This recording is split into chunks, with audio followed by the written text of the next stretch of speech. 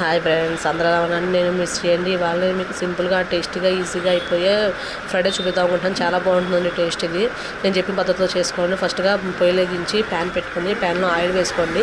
Oil heat ఎక్కాక మనం సన్నగా పెట్టుకున్న బీన్స్, సన్నగా పెట్టుకున్న క్యారెట్ వేసి ఎర్రగా వేయించుకోవాలండి. మనం ముందే ఉడికించి పలుకు మీద తీసుకుని చల్లబెట్టిన రైస్ కూడా వేసుకోవాలండి. ఆ రైస్ వేసుకున్న తర్వాత దాంట్లో ఒక స్పూను పంచదార, మన టేస్ట్కి సరిపడా ఉప్పు, బ్లాక్ పెప్పర్ టూ టేబుల్ స్పూన్లు, వైట్ పెప్పర్ 2 టేబుల్ స్పూన్లు, vinegar, soya sauce, vinegar 1 tablespoon, soya sauce 1 teaspoon వేసుకుని బాగా మంట హై ఫ్లేమ్ మీద పెట్టుకుని కిందకి పైకి బాగా టాస్ చేసుకోవాలండి.